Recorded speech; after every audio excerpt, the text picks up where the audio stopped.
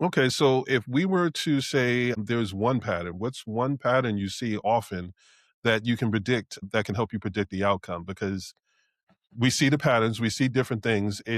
There are certain things that are universal, no matter what industry you're in. For me, I know that it normally starts with the people and their surrounding circumstances. But what would that look like for you? What's one pattern that you often see that predicts the outcome that you expect to see from someone? Yeah, so particularly when you're dealing with entrepreneurs, I know we've touched in prior sessions on, you know, entrepreneurs entrepreneurs needing to have some level of arrogance and because you have to Hmm. believe in yourself, right? Um, but it's the trait of not listening. Yeah, so it's so you have the when you walk into a conversation, you can talk, you can listen.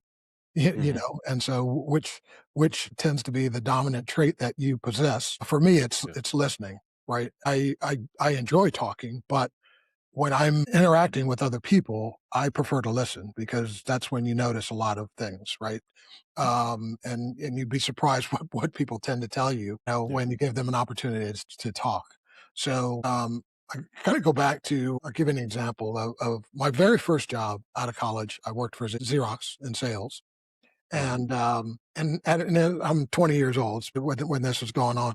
But I remember going into uh, uh, prospective customers building, and there was already someone from Xerox, a technical person there fixing a copying machine. And the customers are like all over this guy, just so friendly and, but they're treating me like a pariah, and that's when it hit me again. Unfortunately, I learned a lot of really good lessons in life very early in life. But I had that happen more than one time. And it always made me think, I'm like, why would you treat a service person different than a salesperson? Right. And then it dawned on me that service people are there to help. Right. Salespeople are there to sell, Yeah. and hopefully they're there to help, but that may not always be the case. And so that was their reaction to when people are getting help, they accept it, they receive that. But when people are trying to be sold to, they tend to repel from that. So what I was able to do with that knowledge and that insight was transition and become a better salesperson by learning how to incorporate service into selling. So, Mm. you know, um, I always tell entrepreneurs sales is best done through service, right? What I learned Yeah.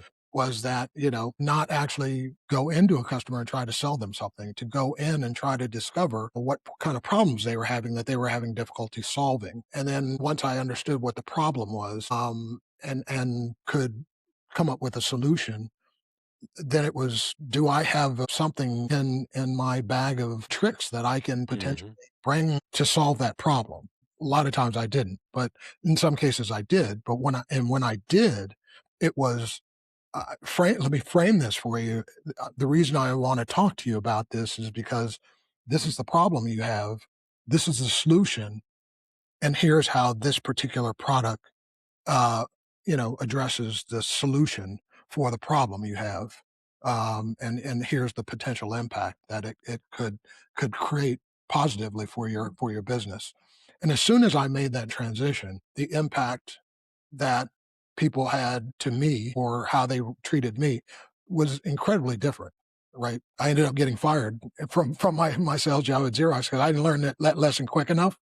But I learned it at Xerox, and then my second job was with AT&T. I became AT&T's top global salesperson my first year in the field because I was applying what I had learned at Xerox in Mm. AT&T. So it's that, this always devolves into into human beings, and we're the hardest thing to try to master, which is why when you're able to master this, in interacting with other human beings, you're going to be much more successful than if you don't. Got it. But I think that the question that you asked was, so what I see, the issue I see is not listening, and people not taking advice, right? So what ultimately ends up happening in an entrepreneurial setting is that more than likely is going to spiral into failure of a venture, right? Again, you start with that arrogance that hey, I know everything, I'm the best at whatever it is I do, and I don't want to listen, even though I might be getting great advice. And so that leads to failure. Hopefully, what you learn and failure is part of the process, so it's not a bad thing. But hopefully, what you're learning as you're going through that process is, you know, even though I have to have a lot of confidence in myself because otherwise I won't be successful, I still need to listen because I don't have all the answers.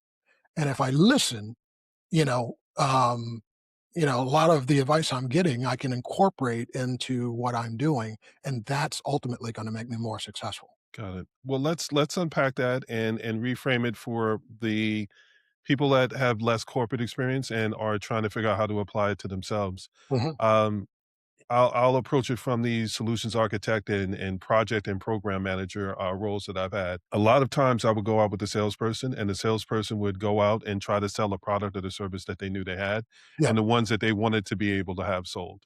yeah, My job and one of the things that made me good at sales was I went in and I listened for what the problem was. right. And then I looked at what the product or service that I had and was able to say, do we have something that addresses this? Mhm. Or do we not have something that addresses it? Because Yeah, that level of honesty is something that will get you further into that actual conversation.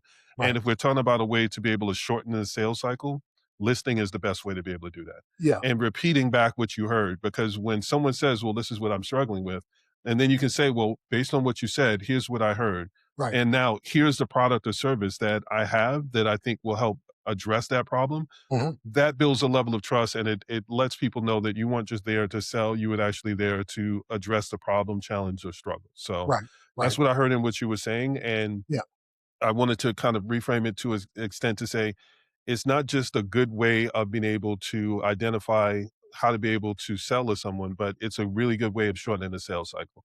yeah, Because yeah, when you can tell someone like, "Listen, I heard what you said. Here's what I heard," then they're gonna correct you if you missed anything. yeah, yeah, So that little teaser of, "Well, here's what I heard," and they're like, "Well, I mean, you got it, but you missed this part." Then you're getting them involved, right. and that's making them get into the conversation and makes them get more invested because they not only feel heard, but they knew you were actually listening, and they'll fill in the parts that you're missing, and then Right. from there, it makes it easier for you to be able to move through the rest of that.